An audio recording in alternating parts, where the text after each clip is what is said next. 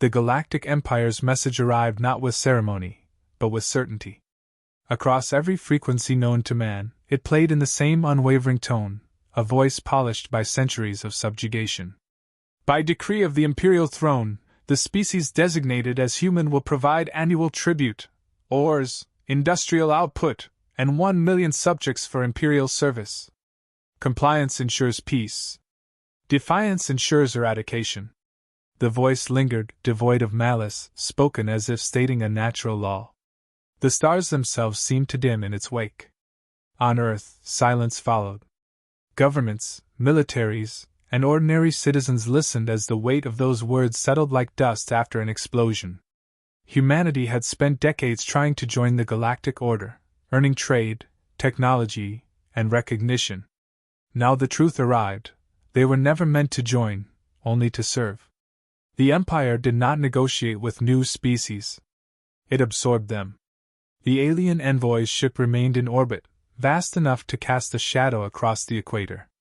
Its presence was a monument to disparity, a reminder that one empire commanded 1,000 worlds, and humanity had barely touched a dozen. Its transmission relayed continuously, as though waiting for the inevitable submission. In Geneva, the World Council convened.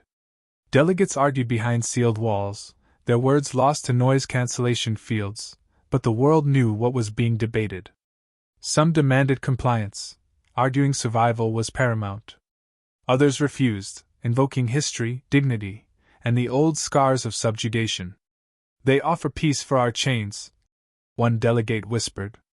"We've worn those before. Never again." The human diplomat chosen to respond was a quiet figure, no name, no face shown, just the voice of Earth transmitted through encryption networks to every Allied outpost. The voice that would define the moment sounded calm, measured, but behind it was steel. It addressed not just the Empire, but the galaxy watching.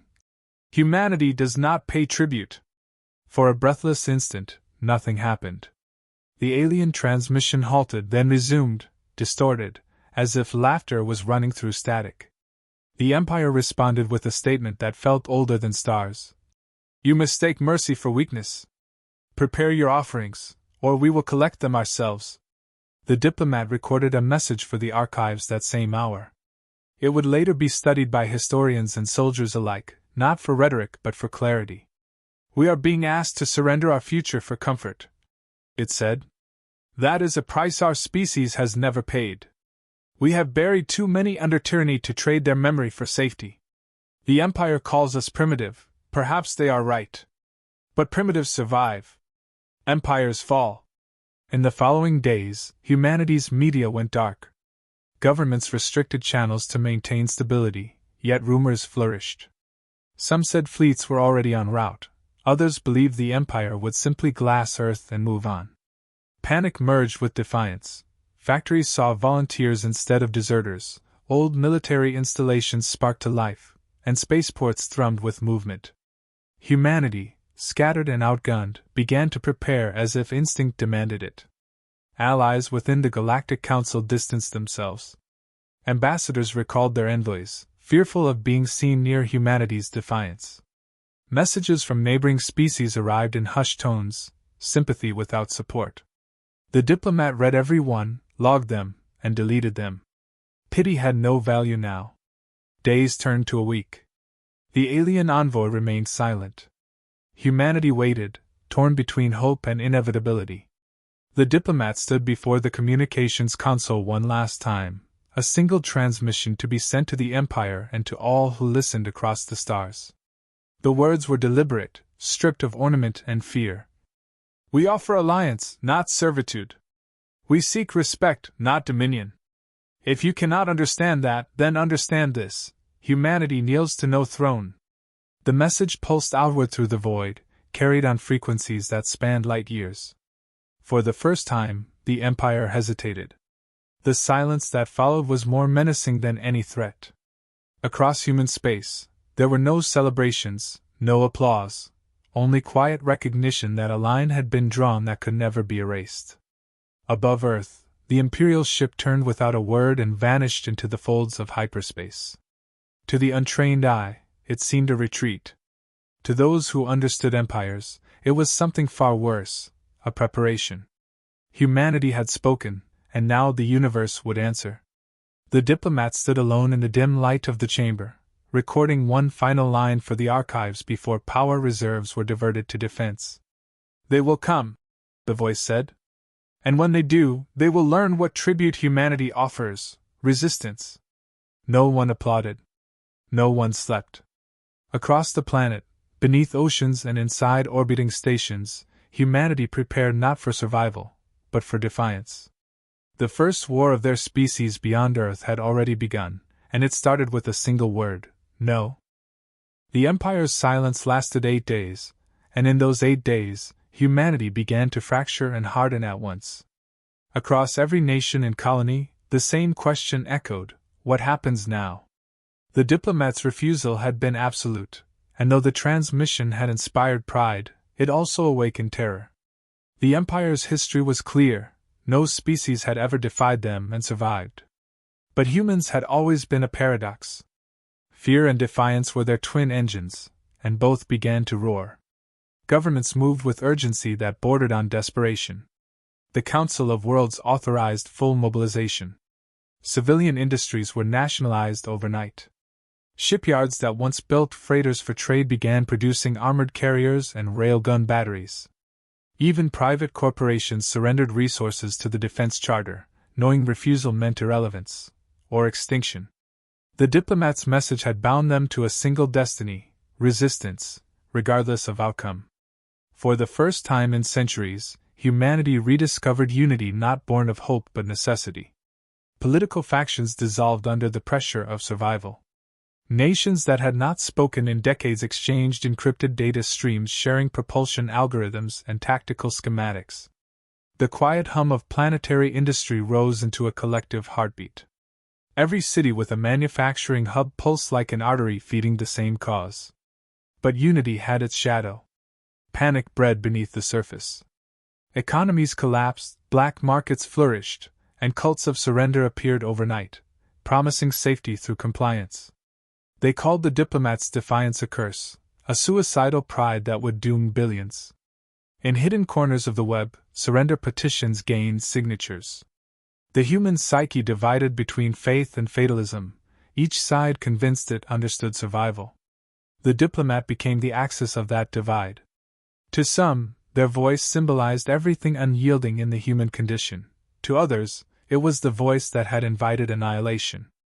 The media was strictly controlled, but even under censorship, rumors leaked. Some claimed the diplomat was a council creation, an AI designed for moral theater. Others swore they had met them once, human, frail, utterly certain. None could agree, and none could forget the voice. Beyond Earth, colonies faced the truth first. Mars orbital scanners detected movements, fleets amassing at the fringe of human territory.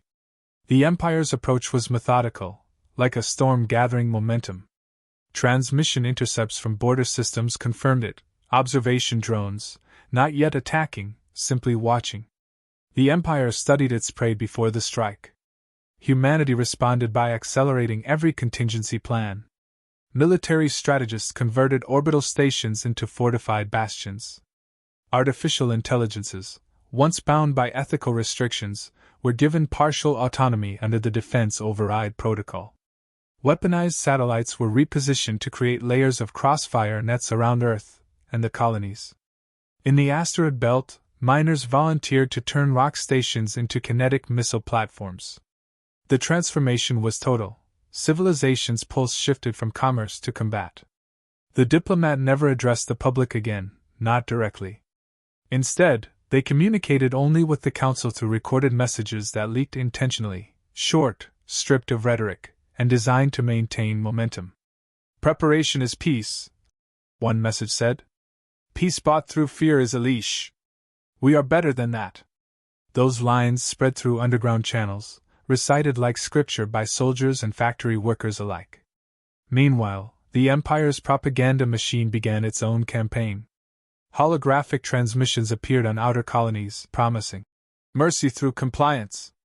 They displayed conquered worlds thriving under imperial rule, their skies filled with trade ships and abundance. But humans who had studied history knew what the visuals omitted. The price of that prosperity was obedience.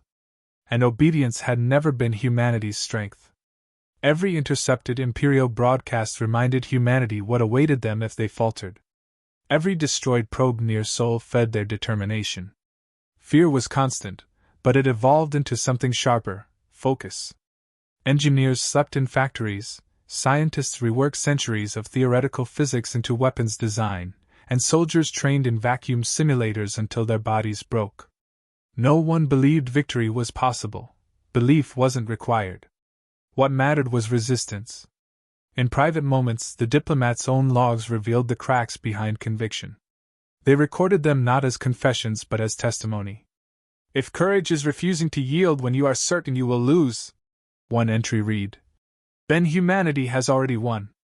The Empire finally broke its silence on the 9th day. A single transmission reached every human world. "Your defiance is noted," the alien voice declared, void of anger or satisfaction. "Prepare your worlds. Tribute will be taken by force." No one screamed this time. There was only grim understanding. Humanity did not expect survival anymore, they expected to be remembered.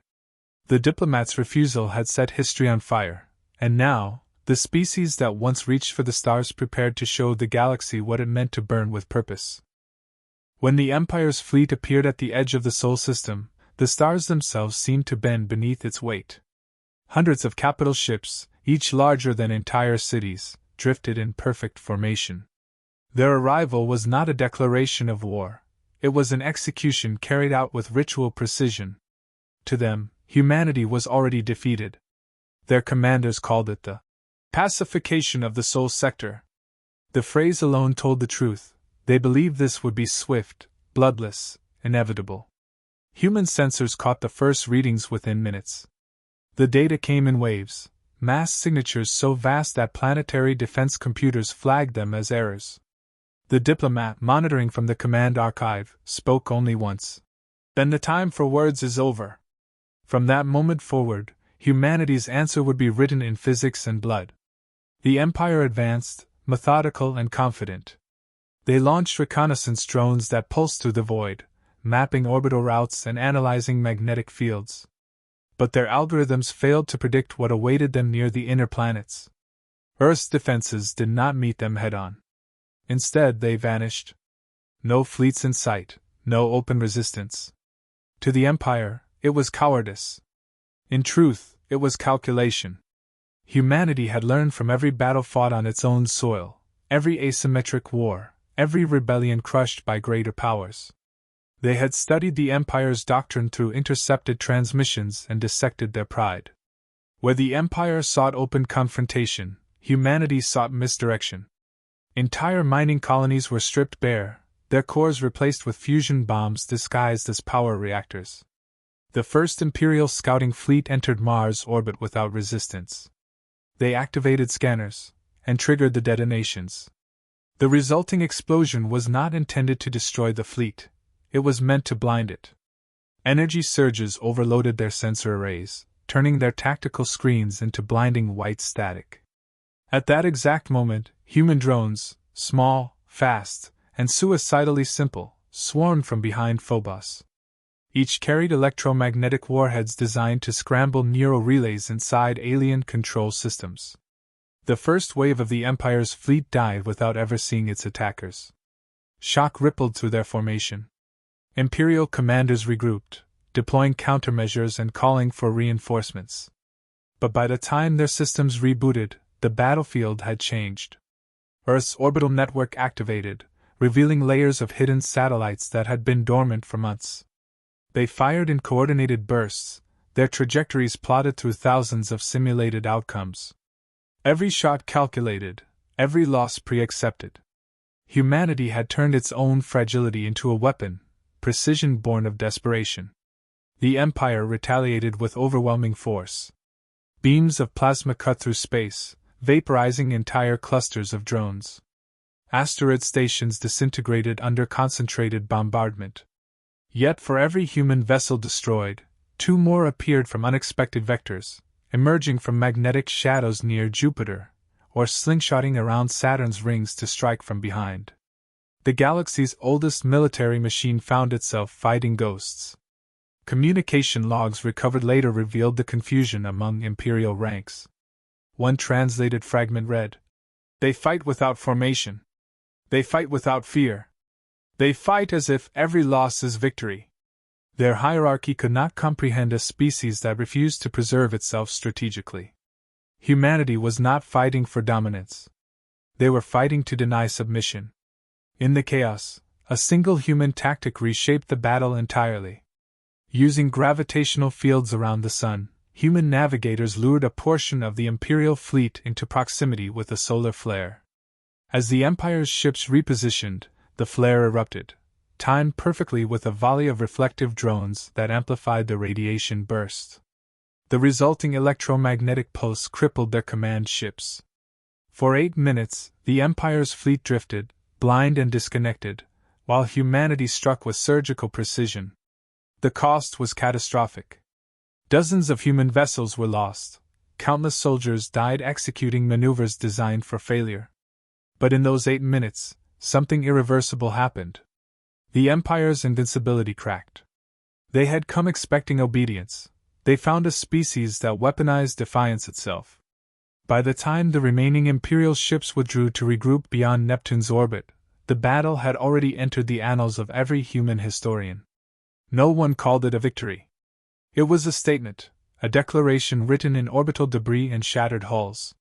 Humanity had survived the first encounter, not through strength, but through the refusal to die quietly. When the Diplomat addressed the Council afterward, their words were few and absolute. "They have learned our weakness. Now they will learn our will." Across the galaxy, intercepted recordings of the battle spread faster than light. Alien civilizations that once dismissed humanity as reckless began to whisper a new phrase into their transmissions, a phrase that would come to define an era. The humans did not bow.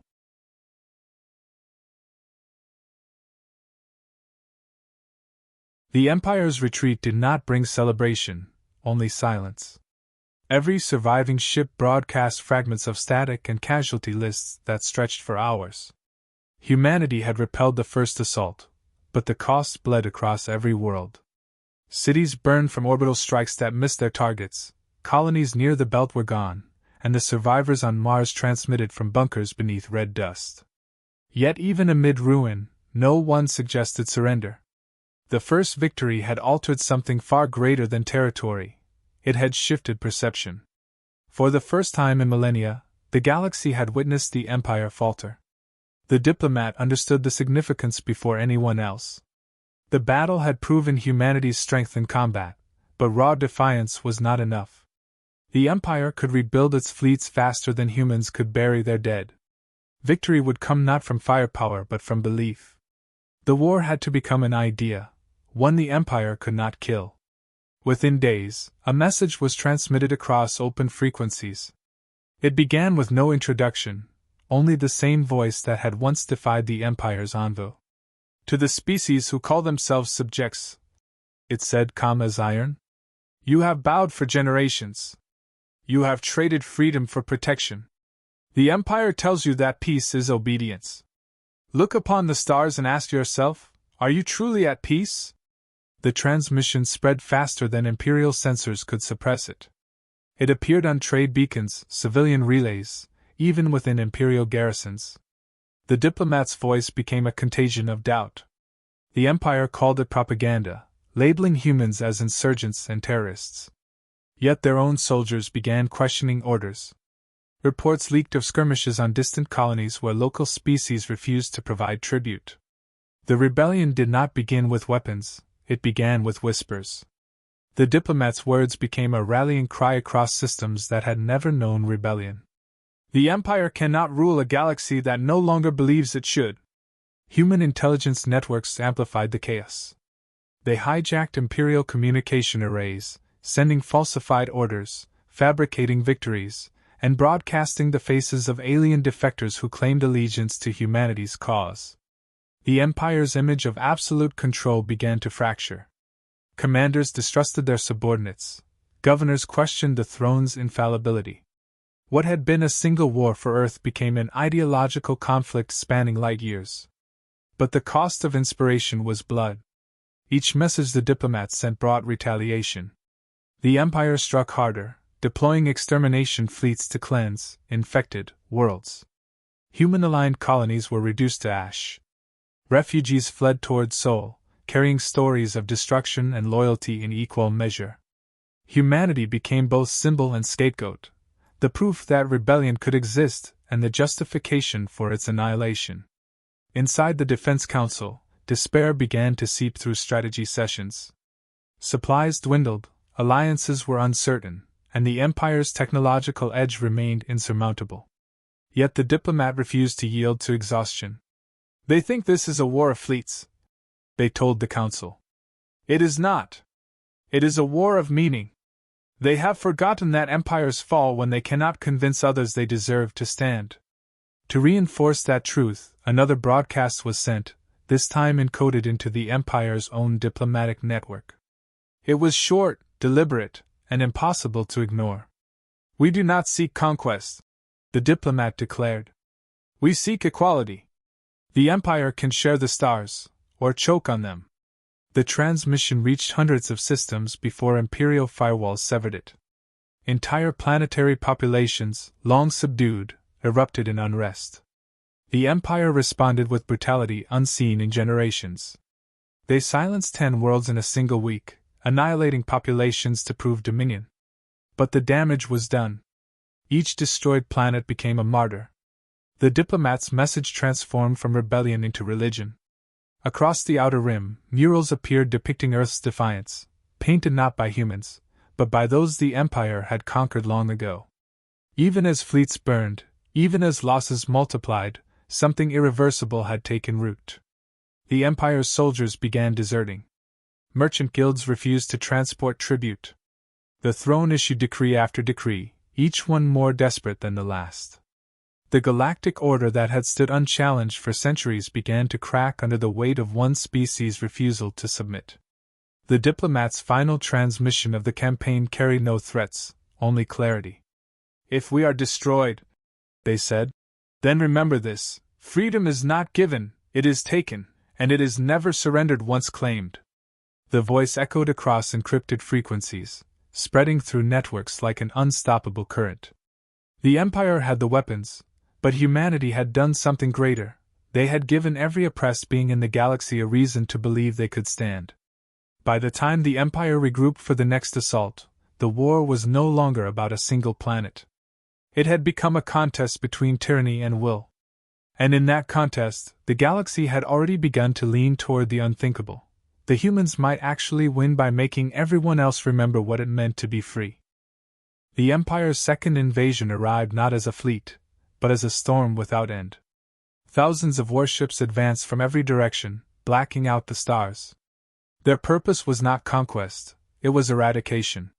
The throne had declared humanity an infection to be cauterized, and every commander was sworn to cleanse the galaxy of their defiance.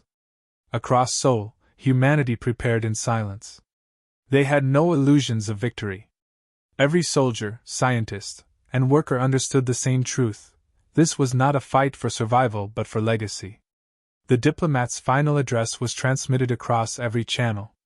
"You may destroy us," the voice declared, steady and human to the core.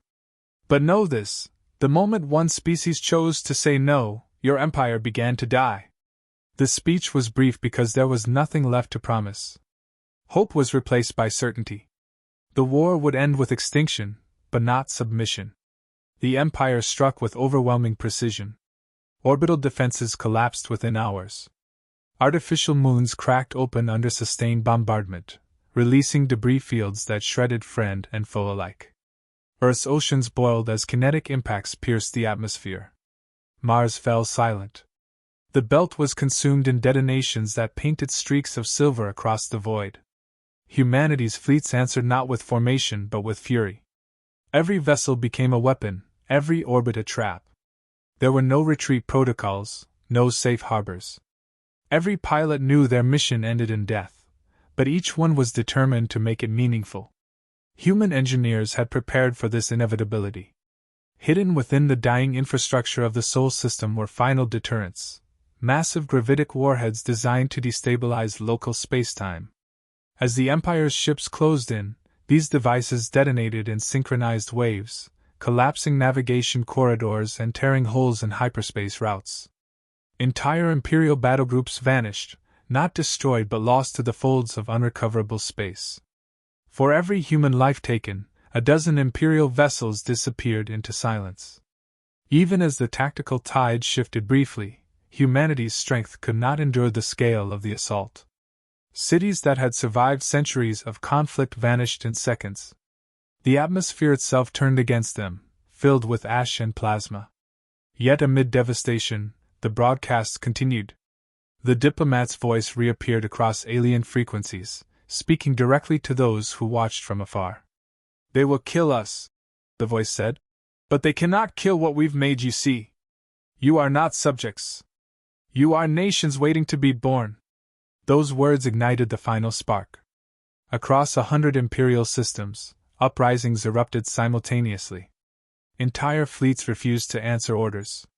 Slave worlds overthrew their governors, seizing control of communication arrays and flooding the network with declarations of independence. The Empire's military, stretched thin by rebellion, began to fracture under its own weight. The war for Earth had transformed into a civil war for the galaxy's soul. Humanity's last stand became the symbol around which others rallied. When the final Imperial bombardment began, the Diplomat refused evacuation. Their last recorded message was addressed not to Earth, but to the future. "Empires believe they rule through fear," the recording said. "But fear fades. Memory endures. If even one world remembers us not as victims, but as equals, then humanity has already won." Moments later, Earth's signal went dark. The Empire burned the planet to its bones, leaving nothing but a graveyard of ash and iron. But in the centuries that followed, the name of that planet became forbidden within Imperial archives. Whispered only in secret, it became a promise. On distant worlds, children were taught that freedom began with a refusal, that courage was not the absence of fear but the decision to stand despite it. The Empire eventually fell, not to fleets or weapons, but to the erosion of its own myth. Systems declared autonomy faster than the throne could reclaim them. Trade collapsed, rebellions spread, and in the chaos, new alliances rose, formed by species that traced their inspiration to one word, spoken by a doomed civilization that chose defiance over existence. Centuries later, an alien historian stood before the ruins of a monument bearing an inscription in a language long dead. It read, "They demanded tribute. We gave them war. And through our war, the galaxy found its voice." The historian looked into the sky where Earth once shone and wrote in the archives of a new era. Humanity did not survive, but they taught us how to live. The stars endured, and so did their echo. The Empire had sought to erase humanity from history, but instead, it became their author. What began as annihilation ended as revelation. The galaxy learned the cost of freedom from a species that refused to kneel, and in that refusal, humanity achieved the one victory the Empire could never claim: immortality through defiance.